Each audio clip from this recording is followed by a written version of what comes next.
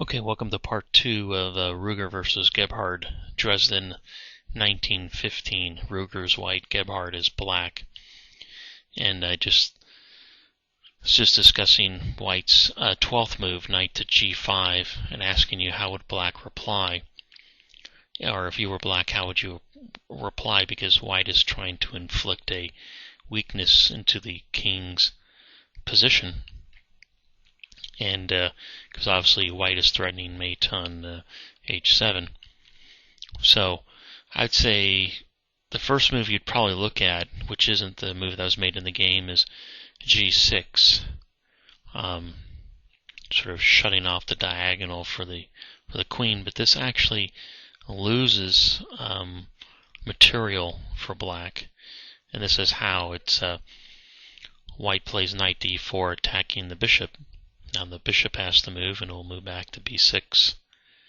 And then white plays bishop to h6, attacking the rook. The rook moves over, and now the knight comes in with check, attacking the rook again. So white is going to win the exchange. So not exactly an option. So the only really move is to play knight to g6, sort of interfering with the mate, or blocking, if you want to call it interference, blocking. So the knight moves it to block or to interfere. And now, white's strategy is basically, if the knight moves, I can deliver checkmate. So I'm just going to evict the knight from the square. So white plays h4. And now, what move should black make? Well, if you don't know, black is somewhat lost at this point. It's really hard to find a good move for black. Not that the computer recommended this move, but I had looked at moving the bishop back to e7 to help defend and attack the knight, exchange it off for something. So, I don't want to, but there are problems with that, and I'll cover that, which actually happens in the game. So, not that black moves the bishop back, but taking this knight has some consequences for black.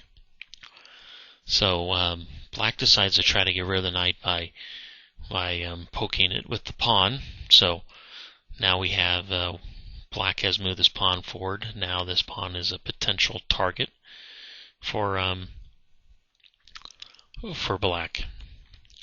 And now white plays a great move, d6, which does several things. One, it opens up this line now.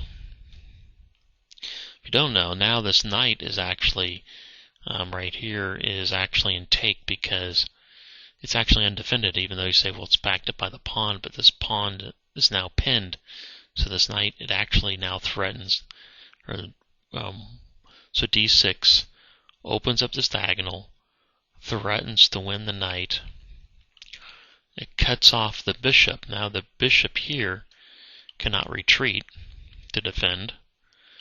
And also we can't move the d6 pawn. I mean, we would like to get this piece out right here and develop the pieces, but how are we going to develop our pieces? So obviously black is underdeveloped and starting to show serious kingside weaknesses, and white is pretty much attacking. Controls this in great center control, active pieces.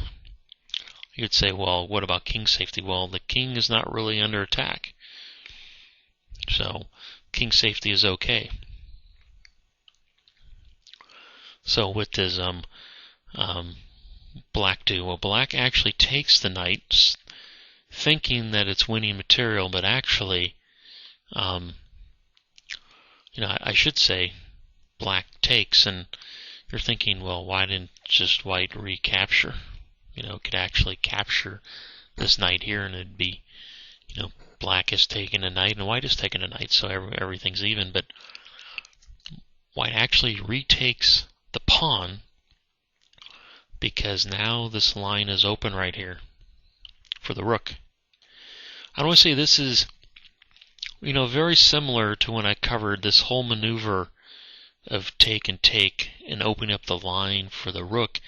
Is something that we saw when I covered the Roy Lopez, the Berlin defense, with a line which is called the fishing pole. So I somewhat called this is a example of a fishing pole type move where one side gives up material, but it opens the line with the rook to the king. So now was and white is still threatening to capture the knight. And the knight can't move, because if it did, the queen would just come down to h7, giving checkmate. So the knight is a goner. So what black does is it plays rook, or Gebhard plays rook to e8, trying basically to give some type of flight square, and also threatening to capture the pawn to a check, but also giving the king a flight square. Now the queen captures the knight. So actually white is up a pawn at this point. And now black captures the pawn. So material is technically given, giving check.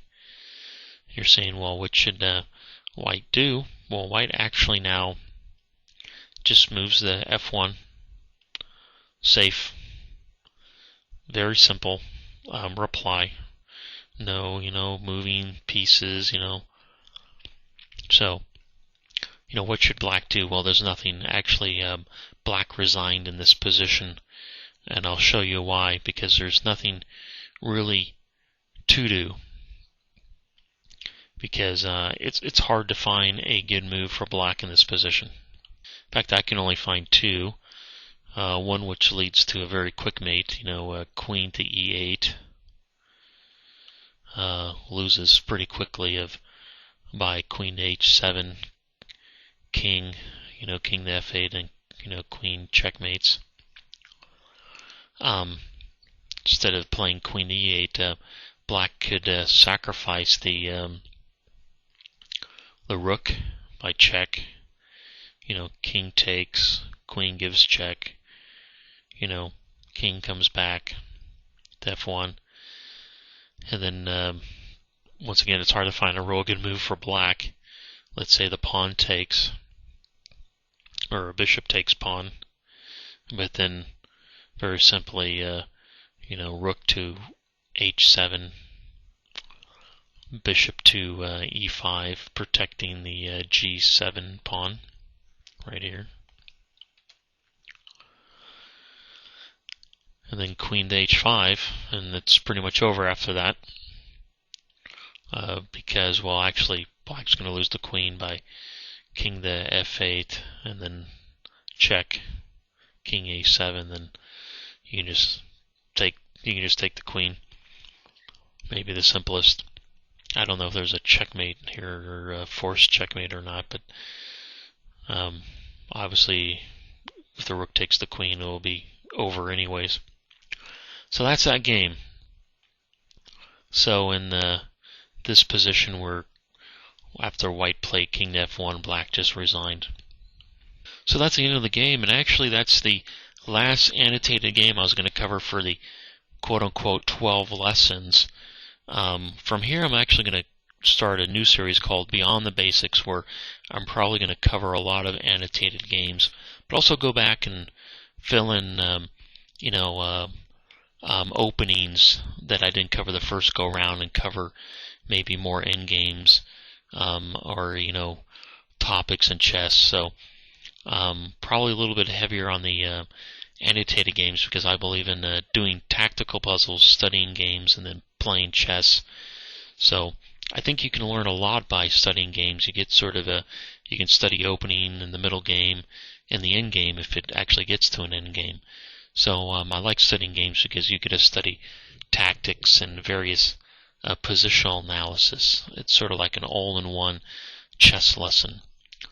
And if you don't know, I've received a couple comments about I've picked an interesting game. Well, actually, I'm just going through the games in Irving Chernyv's logical chess move by move, which is I consider a beginner's book. But when I looked at my bookmark, I'd only gone a third of the way through the book and never finished it. So I decided to start it with game one, and I'm learning things by reading this book too, little things that I probably didn't quite fully master. And I think they're very good instructional games, and he has very good notes. So I highly recommend the book, and I'm just going through it myself, pointing out things that Chernyv has covered or that I see.